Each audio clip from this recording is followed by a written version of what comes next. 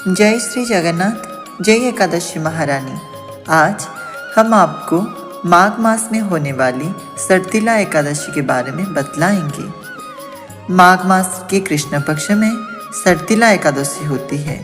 उसके लिए क्या विधि है और उसका क्या फल है, आज हम आप सबको बतलाएंगे। एक दिन से युधिष्ठिर राजा ने सर्तिला एकादशी के बारे में भगवान श्री कृष्ण जी को पूछा। तब श्री भगवान बोले, रूपश्रेष्ठ सुनो, माघ मास के कृष्ण पक्ष की जो एकादशी है वह सर्तिला के नाम से विख्यात है, जो सब पापों का नाश करने वाली है। अब तुम सर्तिला की पापहारिणी कथा सुनो, जिसे मुनिश्रेष्ठ पुलस्त्य ने दालभ्य से कहा था। दालभ्य ने पूछा, ब्राह्मण, मृत्युलोक में आए हुए प्राणी प्राय पाप कर्म करते हैं, उन्हें नरक में ना जाना पड़े, इसके लिए कौन सा उपाय है, बताने की कृपा करें। पुलस्त्य जी बोले, महाभाग, तुमने बहुत अच्छी बात पूछी है, बतलाता हूँ, सुनो। माघ मास आने पर मनुष्य को चाहिए कि वह नहा धोकर पवित्र हो, इंद्रियों को संयम में रहते हुए काम, क्रोध, अहंकार, लोभ और चुगली आदि बुराइयों का त्याग दें।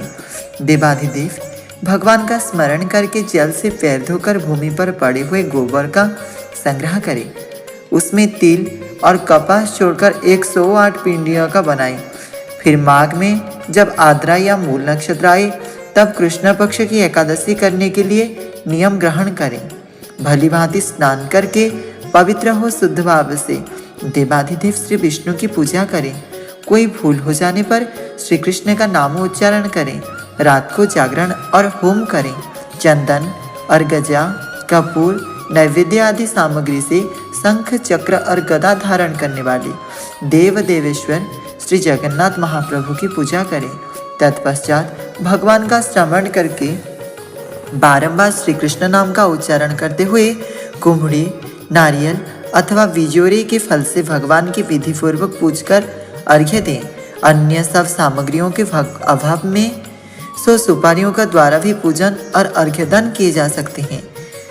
अर्घ्य का मंत्र इस प्रकार है, कृष्ण कृष्ण कृपालुस्त्व मगतीनां गतिर्भव संसारार्णवमग्नानां प्रसीद पुरुषोत्तम। नमस्ते पुंडरीकाक्ष, नमस्ते विश्वभावन, सुब्रह्मण्य नमस्तेस्तु महापुरुष पूर्वज। गृहाणार्घ्य मया दत्तम लक्ष्मण सह जगतपते। सच्चिदानंद स्वरूप श्री कृष्ण, आप बड़े दयालु हैं। हम आश्रयहीन जीवों के आप आश्रयदाता होइए।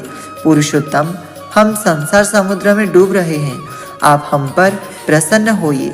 कमल नयन, आपको नमस्कार है। विश्वभावन, आपको नमस्कार है। सुब्रह्मण्य महापुरुष, सबके पूर्वज, आपको नमस्कार है। जगतपते, आप लक्ष्मी जी के साथ मेरा दिया हुआ अर्घ्य स्वीकार करें। तत्पश्चात ब्राह्मण जी की पूजा करें, उसे जल का घड़ा दान करें, साथ ही छाता, जूता और वस्त्र भी दें। दान करते समय ऐसा कहे, इस दान के द्वारा भगवान श्री कृष्ण मुझे प्रसन्न हो। अपनी शक्ति के अनुसार श्रेष्ठ ब्राह्मणों को काली गोदान करें। द्विजश्रेष्ठ विद्वान पुरुषों को चाहिए कि वह तिल से भरा हुआ पात्र भी दान करें। उन तिलों को बोने पर उनसे जितनी शाखाएं पैदा हो सकती हैं, उतने 1000 वर्षों तक स्वर्गलोक में प्रतिष्ठित होता है। तिल से स्नान करें, तिल का उपटन लगाएं, तिल से होम करें, तिल मिलाया हुआ जल पिएं, तिल का दान करें और तिल को भोजन के काम में लें। इस प्रकार 6 कामों में तिल का उपयोग करने से यह एकादशी सर्तिला कहलाती है, जो सब पापों का नाश करने वाली है। जय श्री जगन्नाथ, जय एकादशी महारानी।